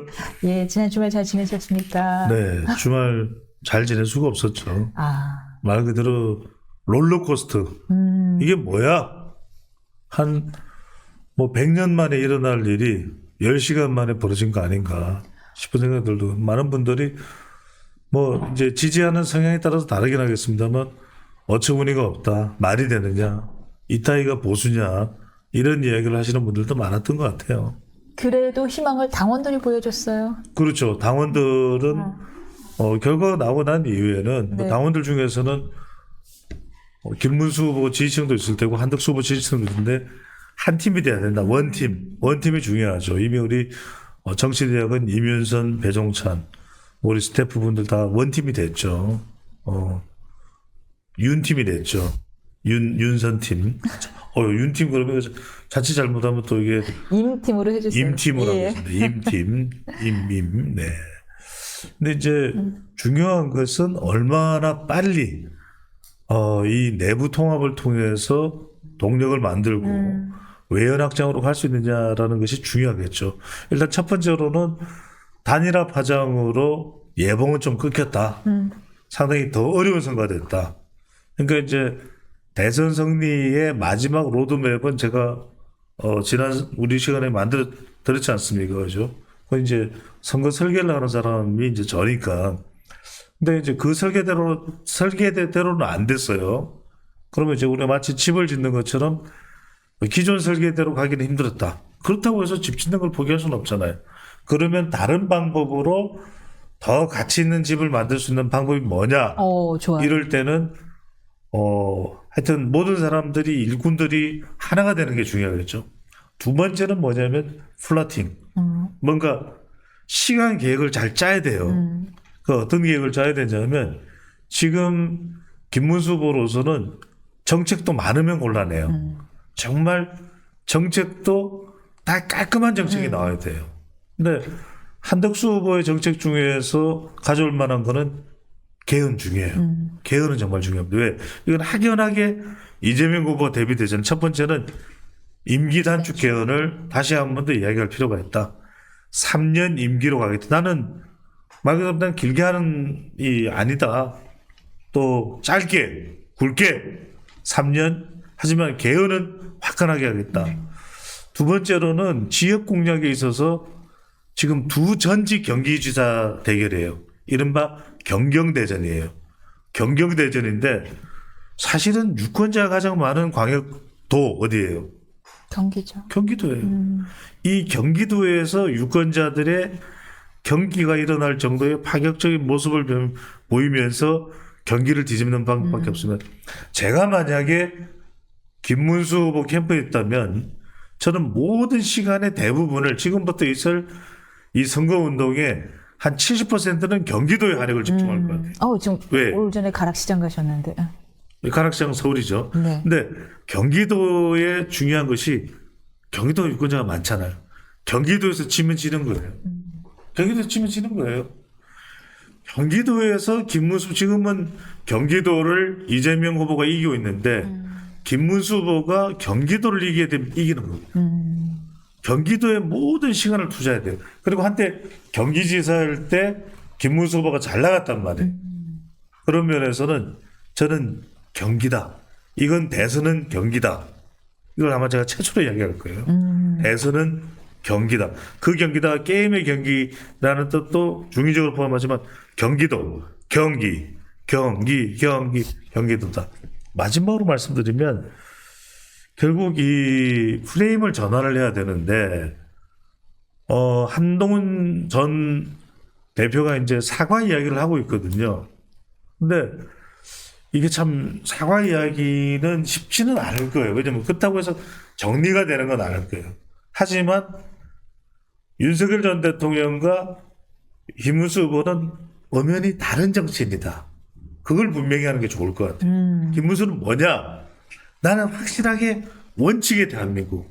사법부를 흔들거나 사법부의 이 재판에 리스크를 덩어리를 안고 있는 후보는 아니다. 나는 정치개혁, 사법개혁을 분명히 하겠다. 정치개혁, 경제개혁을 분명히 하고 사법부는 확실한 독립을 그 어떤 일이 있더라도 사수하겠다. 그 점을 분명히 하죠. 구분해서. 지금 사법부 흔들기를 그렇죠. 이용하자. 그렇죠. 이런 부분들을 이야기하면서 중도를 여러분들 이념적으로 접근하면 안 돼요. 지금 김문수가 끌어들여야 될 사람들은 주구청은 보수 성향이 강해도 어느 정도 끌어들일 수 있어요. 이렇게 구체적으로 이야기하는 방송 많지 않습니다. 저는 블루칼라와 자영업층을 끌어들이라. 불자죠. 블루칼라와 자영업. 아직 본인이 이거 아래 위를 다 청을 이거 쉽지 않은데 눈에 거슬리는데요. 아무런 정치적 뜻이 없다라는 점을 미리 말씀드립니다. 갈아탄 거예요. 저 빨간색. 아니 지난번에는 정말 빨간 칠갑을 했잖아. 우리가 근데 이번에는 완전 파란색으로. 배 소장님까지도. 아니 지금 음료 뚜껑도 파란 색깔. 여기요. 뭐야 도대체? 배 소장님 지금 블루 와이셔츠 입고 오셨거든요. 네? 블루 와이셔츠 입고 오셨거든요. 제가요? 네. 붉은색 아니에요? 제가 생명이에요. 그렇군요. 예. 여하튼간에 지금 김문수 후보로서는 경기, 그 다음에 전략적으로 블루칼라와 자영업층 이걸 공략해야 된다. 여기 빼면은 이 플러팅 전략, 여기를 플러팅하는 경기도의 플러팅, 경기도의 모든 걸 다 줘야 돼요. 좋습니다. 그리고 블루, 칼라, 그 다음에 자영업층. 어떻게 해요? 그것까지 하려면 저한테 용역비가 나와야죠. 아니 제가 그러네. 무슨 뭐 그것도 많이 나와야죠. 공짜로 해주나요? 그래도 유인하는 차원에서 혹하는 거 앞에 한 글자만. 알겠습니다. 그런데 지금 뭐 사과가 쉽진 않겠다라고 말씀드렸지만 네. 어쨌든 누가 누구를 이용했는지 모르겠지만 친윤과 서로가 서로를 약간 이용하는 모양새에다가 이번에 너무 갈라섰잖아요. 그렇죠. 이렇다면 이걸 기화로 친윤하고 이게 딱 손절하고 오히려 한동훈 쪽과 손을 잡음으로써 뭔가 중도를 공략하는데 좀 도움이 되지 않을까요? 그러니까요. 예. 그런 걸 김문수 후보가 보일 수 있어야죠. 보일 수 있어야죠. 보일 수 있어야죠. 사실은 김문수 후보 주변에 있는 사람들은 네. 한동훈 전 대표에 대해서 강한 적개심을 가질 수도 있어요. 네. 왜냐하면 김문수 후보의 캠프에 있는 사람들의 참모들의 성격은 상당히 친윤 성격이다라고 봐야 되겠죠. 근데 이번에 아주 시기 맞았잖아요. 그런데 그럼에도 불구하고 저는 윤석열 전 대통령은 아예 거론을 안 하는 게 나아요. 그러니까 이제 김문수 후보가 가서 할 수 있는 이야기는 한동훈 전 대표에게 같이 손을 잡자. 다른 정치를 하자. 나 역시 윤석열 전 대통령 정치로 되돌아가는 것은 바라지 않는다. 다른 정치. 그렇죠. 다른 정치를 하자. 지금 심지어는 새로운 대통령 이준석 이야기를 하고 있잖아요. 그러면 이준석 후보한테도 다른 정치를 하자. 그렇게 이야기를 하면 되죠. 다른 정치를 하자면 된다. 다른 정치가 너무나도 다정이죠. 그럼 다정해지잖아. 다른 정치, 다정. 근데 윤 대통령 김문수 화이팅 했던데요. 삭제 안 되나요? 그럼 뭐 어떡하겠어요. 예. 그래서 제가 드린 말씀이 정리한다고 정리가 되는 게 아니라니까요. 그래서 과거를 이야기하지 말고 예. 한동훈 전 대표를 만나서 한 대표에게도 다른 정치를 하자. 그래서 같이 손을 잡자. 김재섭도 손을 잡자. 김용태도 손을 잡자. 1990년생인데 어떻게 생각했어요, 비상대책위원장이 비대위원장? 됐어요. 예. 그건 제가 옛날에 이야기했던 거예요. 저는 용태다 용태. 그래야 우리 뭐 보수도 용태가 좋아질 거 아니에요. 그러니까 김용태가 어떤 사람이면 포천의 지역구를 두고 있어요. 포천이 참 쉬운 곳이 아닙니다. 어르신들도 많아요. 포천하면 또 이동갈비와 함께 막걸리 아니겠습니까? 안 먹었어요. 근데 이제 좋아해요. 이 지역이 또 도시적 성격도 있어요. 읍내는. 그런데 그럼에도 불구하고 거의 밀락지구 이런 데는 그렇죠. 발달됐어요. 예. 거기다가 이제 지금 강남에서 포천까지 이 고속도로가 고속도로가. 개통이 돼서 네. 정말 페달 밟으면 한 30분이면 가요. 네. 그 페달 밟던만요. 그래서 이제 30분 만에 갈 수 있는데 이런 도농적인 지역에서 예. 지역구에서 당선이 됐다. 그거는 이 유연함을 보여주는 거예요. 용태, 김용태. 저 상당히 역량을 좋게 평가하고 있는 그런 정치인인데 그런 걸 통해서 파격적으로 해나갈 필요가 있겠죠. 더군다나 지금 함께 할 수 있는 것이 몇 살 위 형이죠. 재섭, 왓섭이 아니라 재섭. 도봉구에 있는. 그렇죠. 네. 이른바 도나스라고 얘기를 하잖아요. 도봉구가 낳은 스타 도나스. 자기가 그렇게 이야기하고 다녀요. 김재섭. 예. 그러니까 이런 정치인들이 이른바 젊은 세대 정치인이 오히려 한동훈 전 대표보다도 나이가 어린 정치인들이에요. 그렇죠. 이른바 80년생. 그러니까 저는 보수는 80년대생에게 희망이 있어요. 이들이 바뀌어. 왜냐하면 80년대생은 말 그대로 우리가 말하는 군사 독재 정권 이후에 기반에서 태어난 학생들, 인물들이라고 봐야 돼요. 그리고 정말 실리주의에 그렇죠. 물들어 있는. 이들이 말하는 보수는 말 그대로 MZ세대까지도 아우를 수가 있는 보수예요. 그래서 용태, 재섭 이런 사람들 이른바 용섭이 되나 하여튼 간에 이 사람들이 좀 주도를 하는 그런 정치가 돼야 되는데 그 정치가 대선에서만 일단락되면 안 돼요. 완전히 이들이 당을 바꾸는 그런 방향으로 가야 될 것으로 보입니다. 반명정선 만들어질까요? 반명정선. 참 간단치는 않아요. 그리고 예. 저는 늘 드리는 말씀입니다만 누구를 반대한다는 식으로 선거를 해봐야 그건 볼장 다 본 거예요. 그래. 반 이재명으로 해봐야 네. 제가 우리 시간에도 이야기를 하잖아요. Don't think of an elephant. 코끼리를 생각하지 마. 이재명 노래를 부르면 그거는 이재명한테 진 거야. 맞아. 그렇잖아요. 여당은 여긴데 원래- 심지어. 원래 못난 사람이 상대방 이름 자꾸 이야기해요. 그렇잖아요. 자, 아무도 이야기 안 하잖아요. 뭐하러 이야기해요? 워낙 내 피하라기 바쁜데. 워낙 그런 맞는 말씀이네요. 예. 아니 배추 팔기 바쁜데 예. 배추 도서 팔기 바쁜데 남 이야기할 게 뭐 있어요. 그러니까 중요한 건 내 장점을 내 매력을 이야기하는 거예요. 왜 남이 어떻다? 내가 항상 이 배추 도사가 항상 하는 얘기가 있잖아요. 내 장점을 뿜뿜해야 되지. 네. 옆집이 어떻다, 앞집이 어떻다, 옆집 아들이 어떻다. 그런 집이 잘 될 수가 없어요. 나무나 딴 얘기예요. 그러니까 난 뭐하러- 내세울 거 없다. 뭐하러 비교해? 남의 남편이 어떻다, 옆집 여자가 어떻다. 뭐하러 이야기해요? 원래 여자도 자기 나만 가지고 이야기를 하면 되죠. 맞습니다. 나만 갖고 이야기해. 이거 아니에요. 그러니까 이게 바로 조지 레이코프가 하는 이야기예요. 내 장점을 내가 좀 부족한 게 있으면 나를 기준으로 얘기하면 되지. 뭐하러 남 탓하고 남 이야기하고 내로남불해요. 그럼 그러니까 국민의힘은 우리 후보가 잘하면 이기는 거예요. 근데 자꾸 이재명이가 후속되면은 우리는 이긴다. 이재명이 판결 받으면 우리는 그러다가 이 모양 이 꼴이 된 거 아니에요. 그러니까 중요한 건 내 경쟁력을 키워야 돼. 내가 이미 내가 수학 100점, 영어 100점, 국어 100점. 그러면 다른 내 경쟁자 생각할 게 뭐가 있어요? 내가 1등인데. 그러니까 중요한 것은 지금 국민의힘은 국민의힘의 목소리로 국민의힘의 장점으로 승부수를 봐야지 이재명이 어떻다. 그래서 지금 뭐 된 게 있어요? 하나도 없잖아. 지금 몇 년째 같은 타령이에요. 한날 반국가 세력 이야기하고 근데 그 정작 그래서 그렇게 믿었던 이재명 대표에 대한 여러 가지 이제 선거 걸려서 다 끝이다 한 건 다 줄줄이 정지예요. 줄줄이. 아니 예. 우리 시간에 수도 없이 이야기를 했잖아요. 정치 대학이니까 제가 말씀드리는 겁니다. 자기의 경쟁력, 발광체가 돼야지 승리를 하는 거지 반사체로 이길 수 있는 것은 그건 승리가 아니에요. 어부저리로 겨우 누군가로부터 도움을 얻어서 어쩌다가 소 뒷걸음치다 쥐잡는 격이 된 거예요. 그건 내 실력이 아니란 말이에요. 내 실력으로 해야죠. 김문수의 장점이 뭔가, 또 보수 플랫폼을 했을 때 이익이 뭔가, 개헌을 할 수 있는가, 이런 걸로 승부해야 되지. 계속 이재명이 뭐 어떻고 저떻고 이재명이 저떻고 그러다가 이재명은 더 강한 사람이 돼버렸네.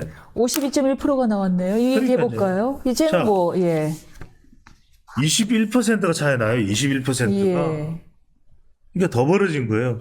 준석이가 이준석이가 6.3%, 이준석까지 포함을 해봐야 37.4%예요. 지금 이제 7일에서 9일에 있었던 거기 때문에 그 간밤에 모두 잠드는 일을 있었던 후보 교체 사건은 아직은 반영은 안 포함 돼. 반영된 게 있으면 더 벌어지겠죠. 오히려 더 벌어져요. 벌어졌다. 그래서 예. 제가 늘 말씀, 지금 이재명 후보는 거의 선거 끝났다고 생각하는 것 같아요. 가서 시장 가서 그냥 뭐 막 맛있는 거 뭐 사 먹잖아요. 저도 가고 싶어요. 시장에. 너무 맛있겠더라고. 그러니까 지금 이재명 후보는 국민의힘을 상대로 하는 게 아니에요. 그냥 보지도 이제 않을 거. 아니 보수를 상대로 하는 것도 이재명 후보는 지금 대선 끝났다고 생각하는 거예요. 그런데 여기에 저는 함정이 있다. 끝날 때까지는 끝난 게 아니에요.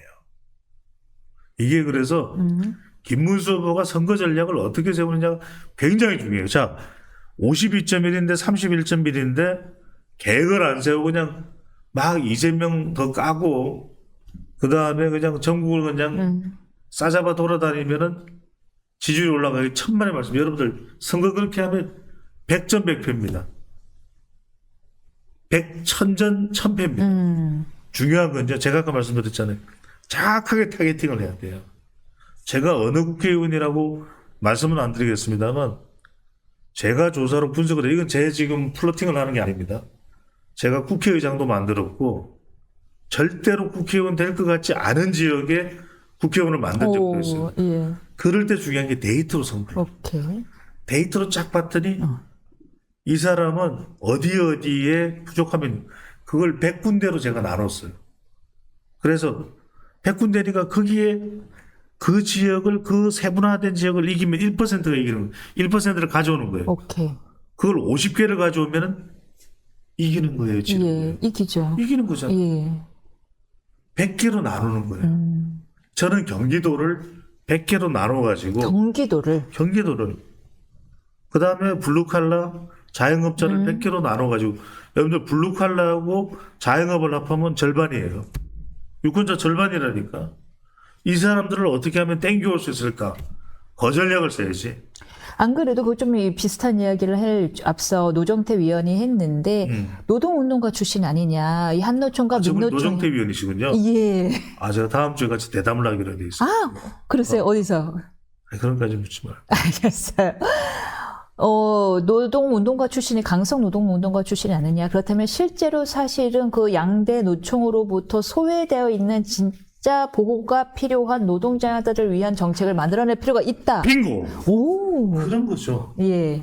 그런 걸 해내야 되는 거예요. 어떻게 하면 그 노동자들이 직업의 안정성을 가질 수 있을까?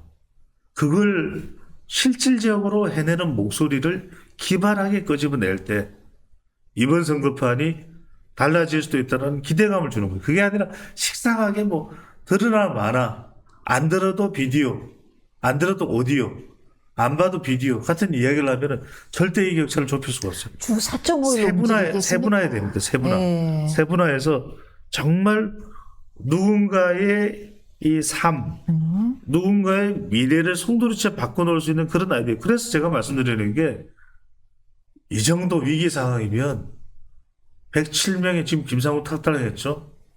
107명의 국회의원들이 집에 들어가면 안 돼요.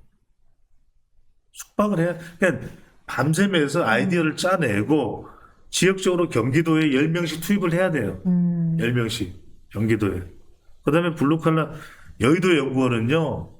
밤새 지금 일을 해야 돼요. 철야 작업을 해야 돼요. 매일 여론조사 돌려보고. 그거는요. 기본이고 그건 이야기할 필요도 없고 빅데이터 다 분석하고 끊임없이 데이터를 후보자에게 보내주고 후보자 옆에는 최고의 참모, 그는 외부에서 데리고 와야 돼요. 최고의 참모 전문가. 그런 이야기 하지 말고. 네, 말씀하세요. 네네. 손이 지금 네네. 갑자기 시려갖고. 네. 그러니까요. 그래서 그런 전문가들로 하여금 응당한 대가를 해줘야죠. 그런 사람은. 대신에 이제 당연하죠. 일단 확실한 용역비를 드리고. 예. 확실한 용역비를 부가세 포함입니다. 네. 그래서 그 사람을 통해서 최고의 전략을 뽑아내야 돼요. 당대에. 그런데 제가 쓴소리 하나 제가 이 말씀 드릴게요. 92년도 대선에서 예. 클린턴이 등장하니까 다 안 된다 그랬어요. 아버지 부시가 어떤 사람이에요? 걸프전의 영웅이죠. 그 다음에 CIA 국장까지 이야기한 사람이죠. 미국 백인의 주류죠. 그런데 클린턴이 뭐라고 들고 나왔습니까? 문제는 경제야, 바보야. 문제는 경제야. 그러니까 그걸로 바꿀 수 있을 정도의 김문수 후보가 완전히 이제는 그런 정교한 전략을 써야 돼요. 그냥 김문수입니다. 이재명 나쁩니다. 헌절하고 이렇게 돌아다닌다고 해서 마음 바뀌지 않아요. 지금 107명이 밤을 새 각오로 그렇게 일을 해야 된다라고 될까 말씀을 말까. 주셨는데 그렇게 해도 될까 말까. 그런데 이번에 주말에 간밤의 사태를 보고 있자니 우려되는 게 지금 당의 지도부들은 오히려 끝난 게임으로 생각하는 거 아니냐. 그들은 당권만 생각하고 있지 대권은 관심, 넌오브 비즈니스 아니냐라는 우려가 나오고 있습니다. 그들의 행태를 보고 있죠. 제가 이런 말씀 드릴게요. 자, 만약에 대선에서 지잖아요. 그죠? 그러면 107명의 국회의원이 유지될 것 같아요? 유지 안 됩니다. 107명도 유지가 안 돼요. 유지 안 될 가능성이 높아요. 왜냐하면 지금 민주당에서는 어떤 꿀단지를 던져줄지 모르는데 왜냐하면 이제는 여당이 되는 거예요. 그러면 여러 보직들이 있습니다. 야, 처음에 국민들의 민심을 안정시키기 위해서 통상 전문가나 이런 사람들은 아니 국민의힘에서도 그런 인물들이 있잖아요. 국회의원 중에서 장관제를 줄 수도 있어요. 뭐 이제 개딸들은 난리를 칠 수도 있겠지만은 하지만 그걸 통해서 오히려 막 지지율이 대통령 지지율이 뭐 70% 80% 나올 거예요. 윤석열 대통령은 누리지 못했지만 그 이번에는 표 차이가 크게 날 것이라고 점심 안 드셨어요? 그래서 이제 107명 정도 되면 그러면 두 번째는 뭐냐면 자 107명도 안 될 가능성이 높잖아요. 그럼 일단 개헌이 될 가능성이 굉장히 높아집니다. 개헌돼 버리면요. 여러분들 제가 무슨 말씀드리냐면 개헌에서 권력구조 개편되잖아요. 그럼 보수는 점점 더 벌어지는 거예요. 권력 정권 교체로부터. 근데 두 번째는 뭐냐면 내란 혐의에 대해서는 철저하게 묻겠다, 따지겠다고 이야기를 하고 있잖아요. 그게 지금 예외인 사람이 있어요. 국민의힘 국회 중에 또 윤석열 정부에서 당권 유지되겠어요. 천만의 말씀. 그리고 세 번째 제가 말씀드리는데 지금 탄핵 찬성 반대로 완전히 갈기갈기 찢어졌잖아요. 한동훈 전 대표 지지층에서 이런 정당 놔두겠습니까? 절대로 이제는요 한동훈 전 대표 쪽에서 뭐 최상병이나 이런 부분에 거부권 행사 안 할 거예요. 동참 안 할 거예요. 그러면은 당권 유지될 것 같거든요. 김재섭, 김용태 가만히 있을 것 같아요. 가만히 안 있어요. 또 민심이 TK 민심, PK 민심이 당권 가져가는 야 영남 자민련 그래 잘했어 박수 칠 것 같아요.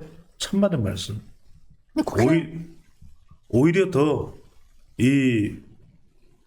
끝내 절대로 가만두지 않는다고 나올 가능성이 높아요. 그러면 당권 유지 자체는 못해요. 무슨 김문수 당권, 홍준표 당권, 누구누구 당권, 윤석열, 윤심 당권 어림도 없어요.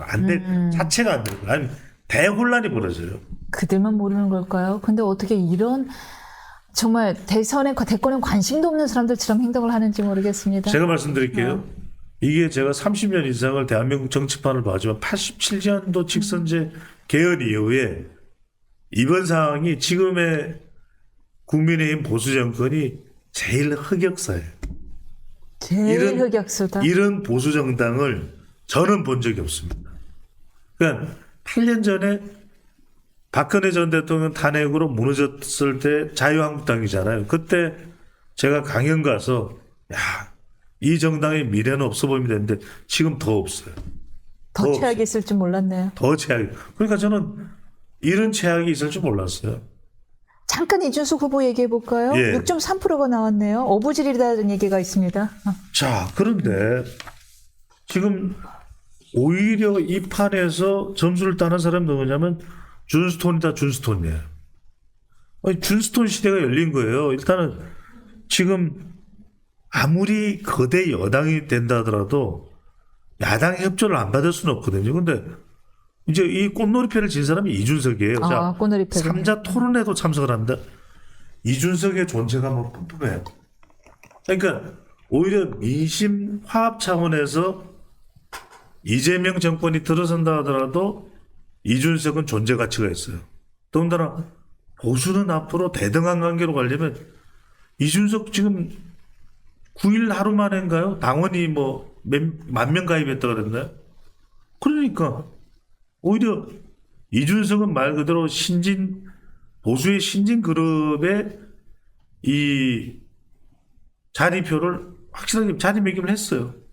그러니까 오히려 이준석은 존재 가치가 더 생깁니다. 그럼 이제 반명 텐트 만들어지긴 더 힘들어지겠네요. 이준석 대표는 사실 이준석 후보는 나의 길을 가겠다 할 가능성이 그러니까 높아지니까. 지금 제가 말씀드렸지만 명분 있는 프레임 전환의 빅텐트나 플랫폼을 해야 되는데 그럴 가능성은 이제는 거의 사라졌어요. 왜 임기 단축 이야기도 했더니 이제서 임기 단축 이야기 꺼낸다고 해서 솔깃하는 사람들도 많지 않을 테고 없지는 않겠지만 그러면 김문수로서 할 수 있는 방법 제가 다 전략까지 다 가르쳐줬잖아요.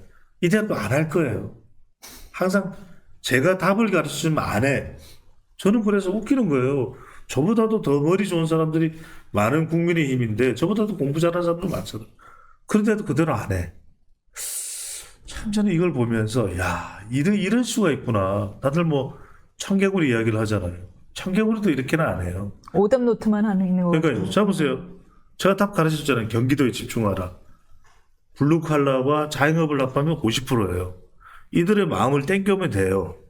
그 다음에 심지어는 이준석마저도 솔깃할 수 있는 공약 연대를 해도 돼요.